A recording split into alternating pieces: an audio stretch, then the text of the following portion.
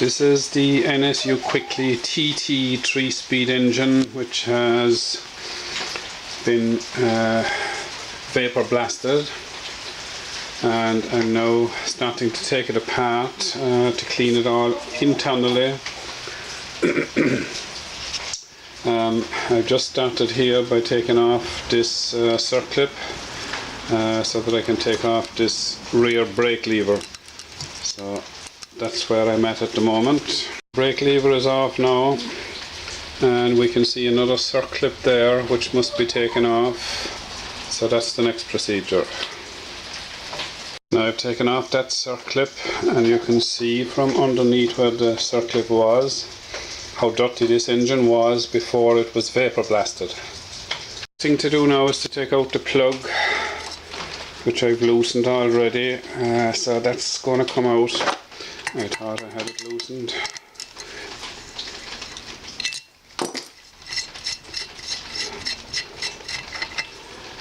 Then I'm going to take off this top head here with 4 bolts, spring washers, etc. And then I'm going to take off this top head here. Okay, I've taken off the 4 nuts. There's meant to be spring washers, but there wasn't actually spring washers in it. So the inside looks a bit black, that need a bit of cleaning. There actually is no gasket there, so whoever put it back, it may be that they used the gasket out of a tube. So the next process now is to take this section off. Right, luckily enough on this engine, it's starting to come up for me. A lot of the time you'll find that the piston is going to be stuck to this, which can be very difficult to get off. But what I've done there is I've just given with a rubber mallet, I've given it a couple of taps. The important thing is to try and not to break any of the fins. So that's the... I'll come back to it now once I have that completely off. It's coming off, but there's still a bit of resistance from the piston because the piston rings in there are probably fairly seized up, but it's coming slowly. Right, it's off. I had to give it a couple of taps of the rubber mallet just there on the exhausting, but very gently only. Again, there's no gasket on it, so I normally would put the gaskets on, but it appears as if whoever did this previously used the flexible gasket out of a tube. Inside the barrel is pretty good. There's no major scoring of any description. There's actually none at all, to be quite honest. So it's good. The next thing I'm going to do now is I'm going to take off these 4 studs. Now, technically you don't have to take them off, but it makes it a bit easier in my estimation to work on the piston if you do take them off, but that's only my personal opinion. Sometimes they're so stuck that they will not actually come off at all. So we'll see how we get on anyway. It's very damp here in Ireland this morning, so when I built my shed for the motorbikes, I put a carport outside as well, which allows me to work outside in days that are reasonably warm but raining. To get the piston off, there's a small little spring washer in here which must be taken out so that the pin can be driven out at the other side. That's the little spring washer that I've taken out there now. I've noticed on this engine that the vapor blaster did say to me that there was a crack on the casing, and there it is, and you can actually see that there's actually oil leaking out of the crack. The pin is out now, so the piston can be taken off.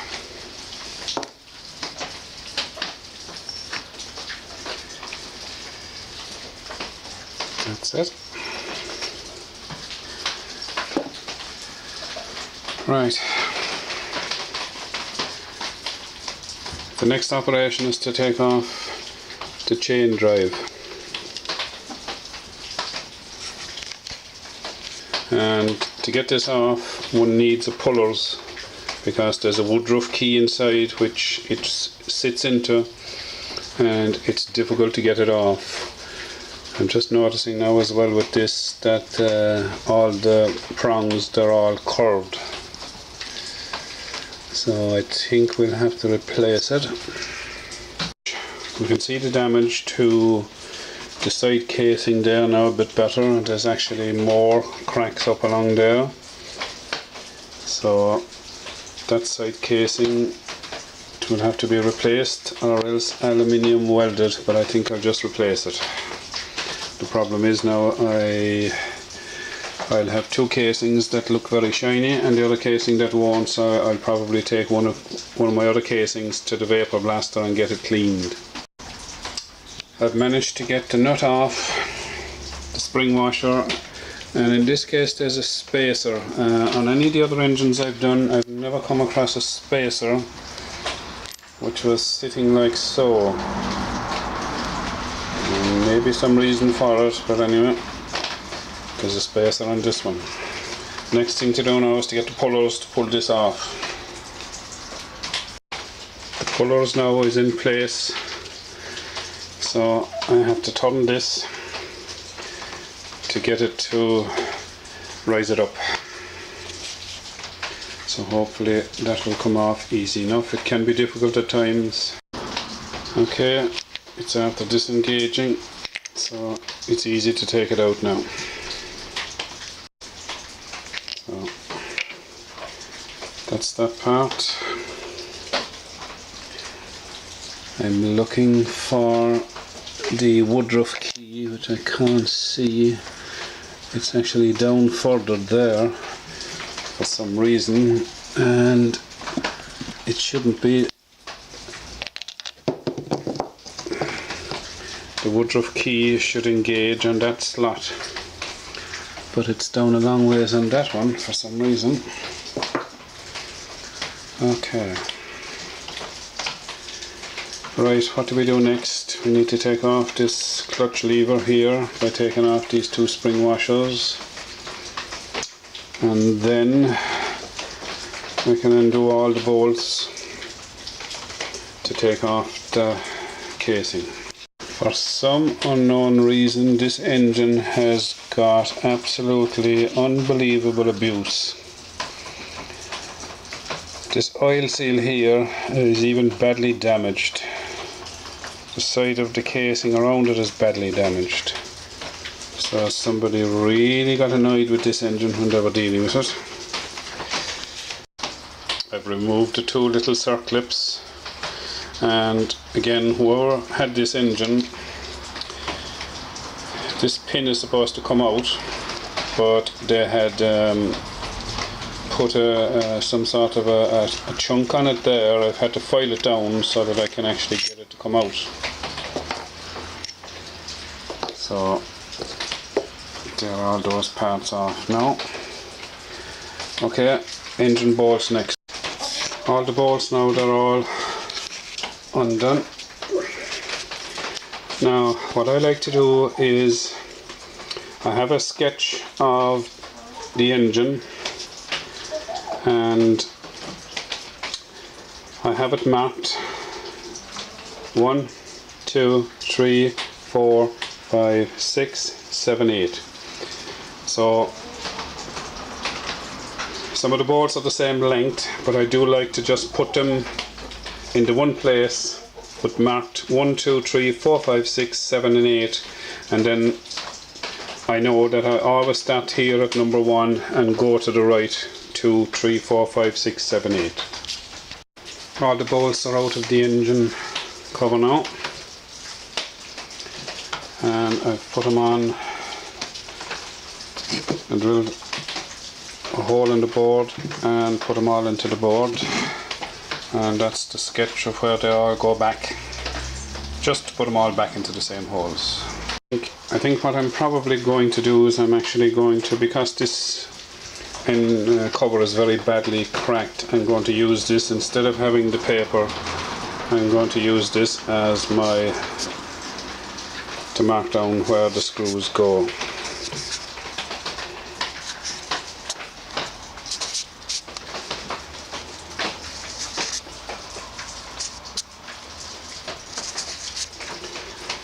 And I'll keep that in the shed.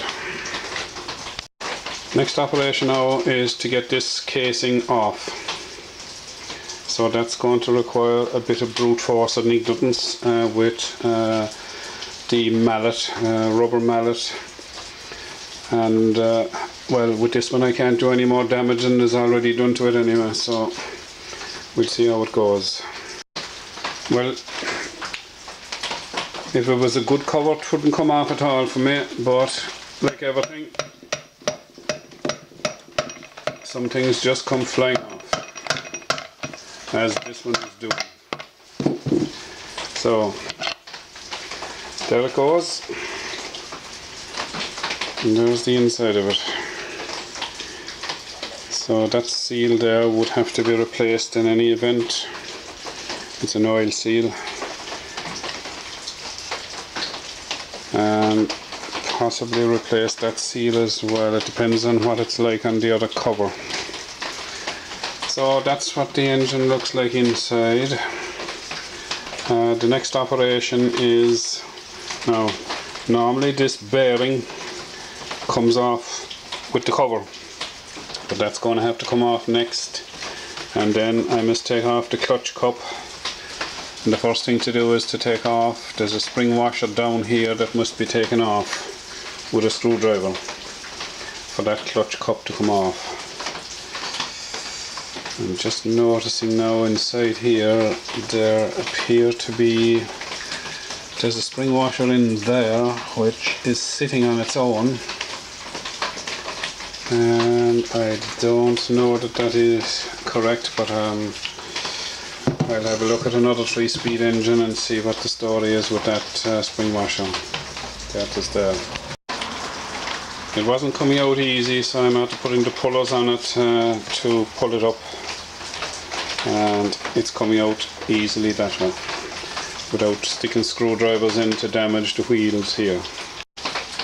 Right, the bearing is after coming off, and as you can see, I think you can see there, it's an SKF 6201.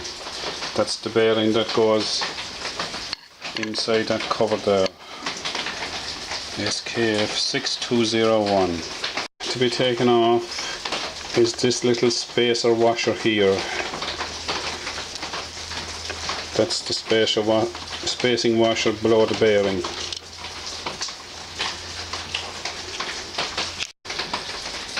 Right, this is the circlip holding the clutch cup. You have to press down on that end of it with a screwdriver for it to come out. That's the back section of it, the back lip that holds it.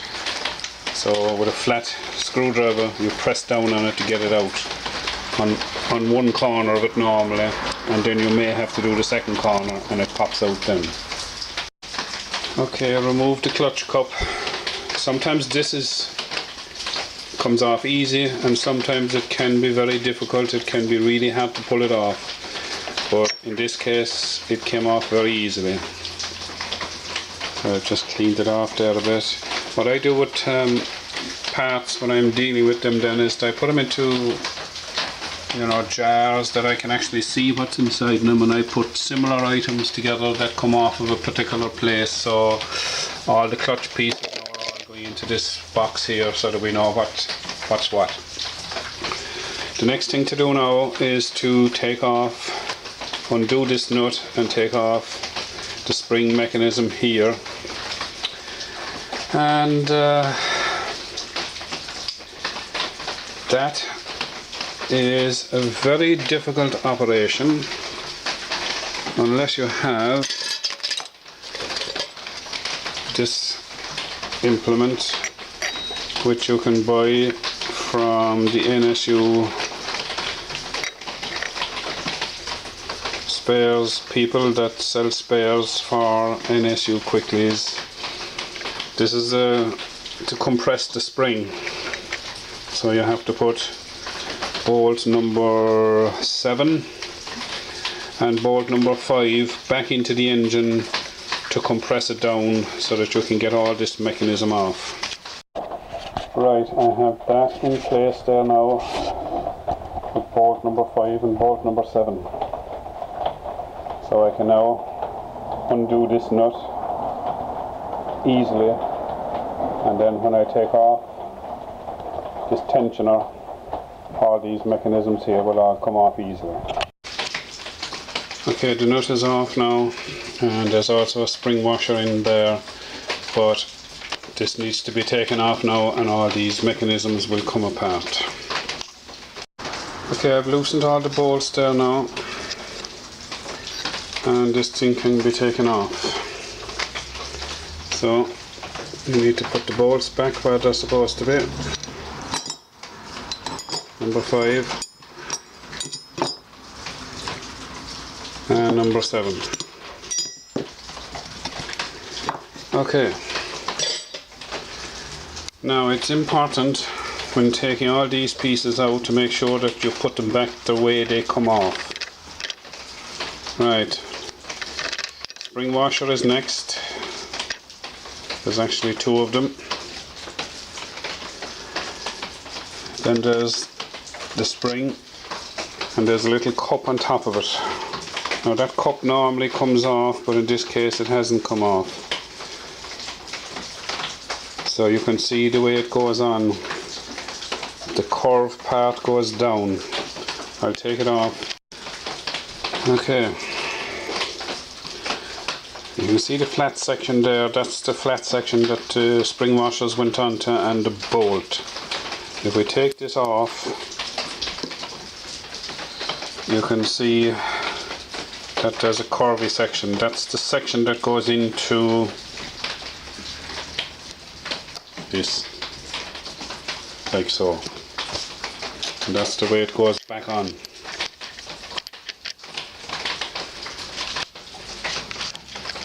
So take those off. The next thing to do is to take off this fella here. It's another bearing. Right, that's off.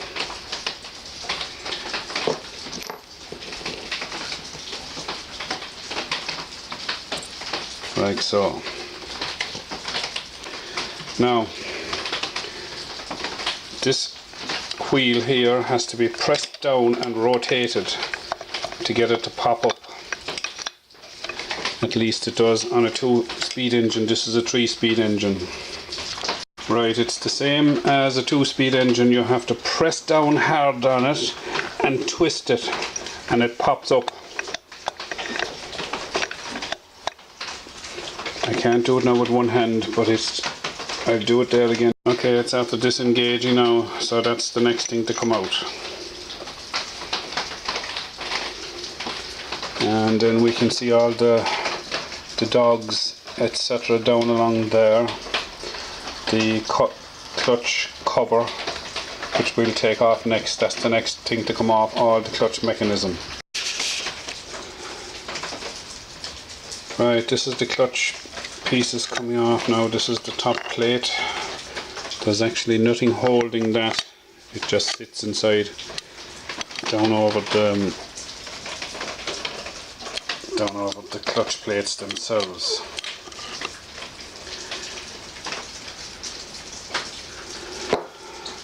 Right, these are the clutch plates, and I noticed on this one now that there's actually 4 or 5 of them. In a 2-speed engine there's only 2. Sorry, there's only 3 of them. Now I'm just looking at the way they're spaced out, so that when I put them back, that's the way I'm going to put them back. This one is like that, and then there's a space between these ones here, which goes down over these cup like that. So the top one is like that and the bottom one is like that. Right,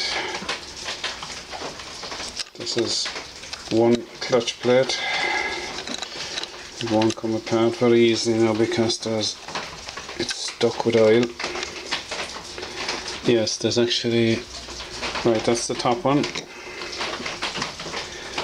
Then there's a metal plate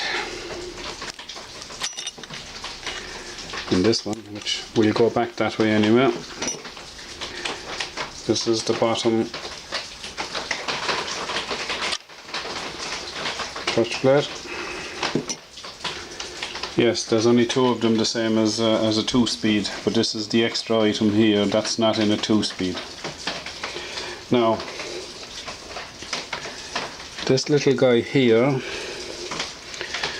there actually should be a circlip there that has to be taken off, but it's not on this one.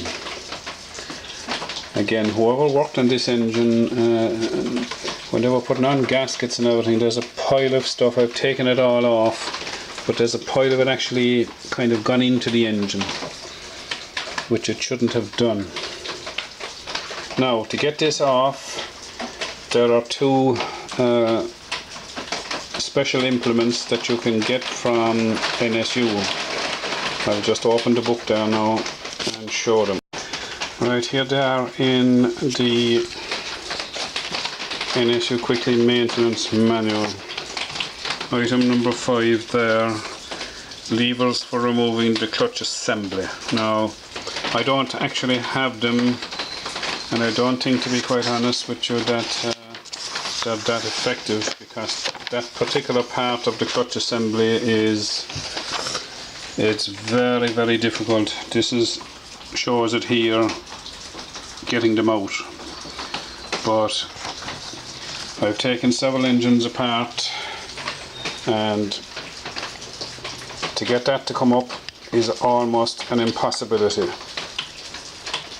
I'm just moving it with my hand now.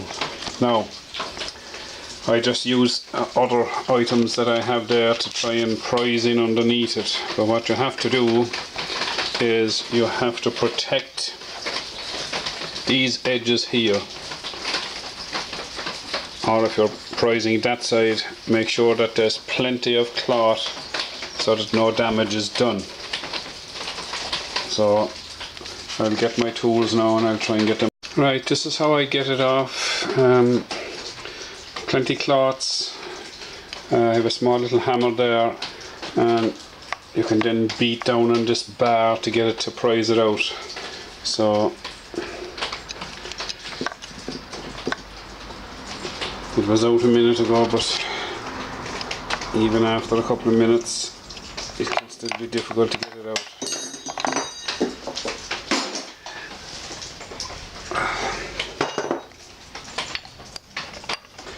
There it goes. Now, as I say, there should have been a circlip on that there, but the circlip wasn't on it. Right, so that's the clutch mechanism out, and you can see this is a crankshaft oil seal. Now, I've had trouble with one engine in particular recently for an S23, and the carburetor, the exhaust pipe, everything seems to be fine, and what people have been telling me when I've checked is that air can get in here if the seal isn't sealing properly, and it'll be very difficult to start the engine. So this seal here is one that needs to be replaced. There's probably one at the other side as well. We'll have a look in a minute. I can't turn it over because it's all oil, so I'll have to get a container to get the oil out of it. I'm just letting that oil drain out there before I continue any further. Most of the oil now has gone out of the crankcase, and I've just noticed inside here there's a spacer washer off of something or other. So that came off of something. So we'll have to find out what that came from. It shouldn't be sitting inside in the oil sump. This is the other one, the dog at the bottom there. and underneath that is a small washer that sits on the bearing, so it goes like that. Now I've just released the gear change lever from that mechanism there, and I did that by taking off these two circlips, one at each side, pressing out this little pin, and you have to be careful. There's a spring and a small little pin inside here, in there, and I've put the little pin back in again with the spring and the pin inside in it, and once I've disconnected that there, the casing. Okay, I've undone the nut at the other side and this bolt is now coming out.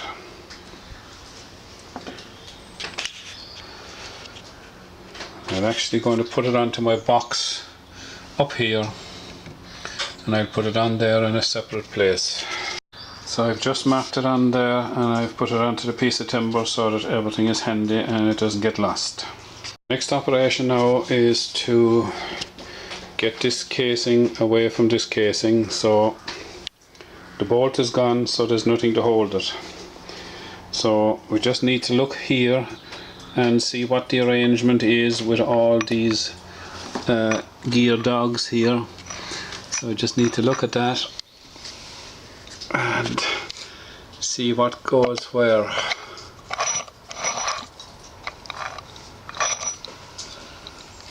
Okay, there's a big one here, a smaller one there, and that goes down onto that dog down at the bottom there. This is attached through the pin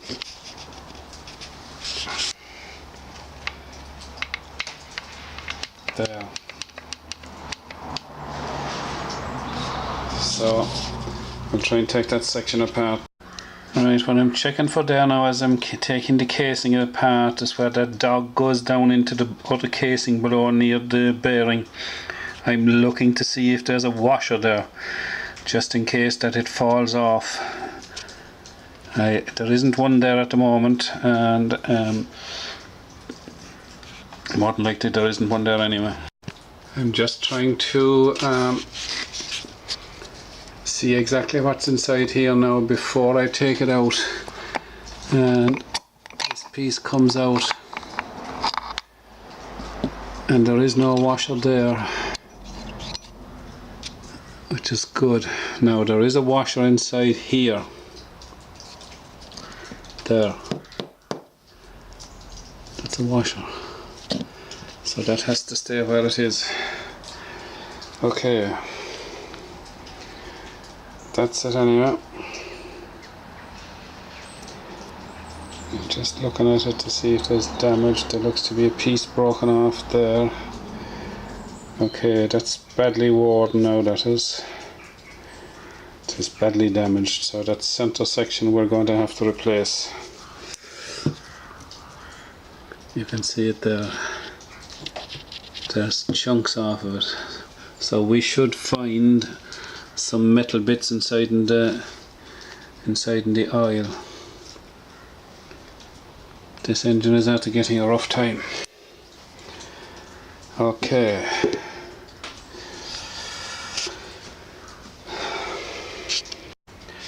Okay, that's the far off side apart. This is the gear changing mechanism.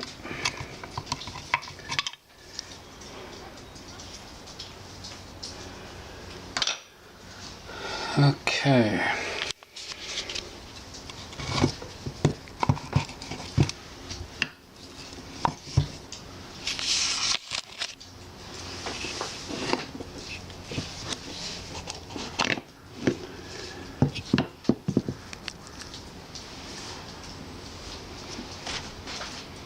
Noticed inside here now is that this piece here has been damaged as well. It should be straight, but it's all bent at one side. That should be straight. Right, the last part to get out is the conrod, so you have to hit it to get it out. And that's it. It's out, and it's all apart.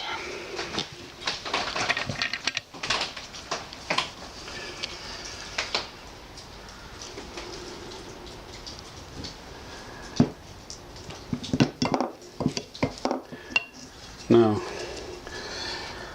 there should be a rubber seal there, which for some reason is always missing.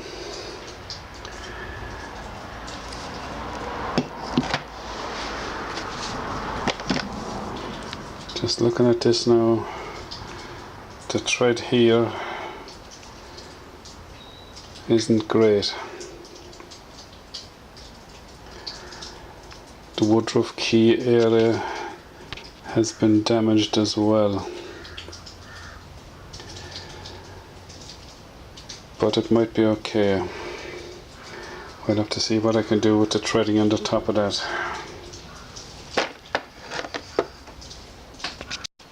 Now I've cleaned up the center casing, and I've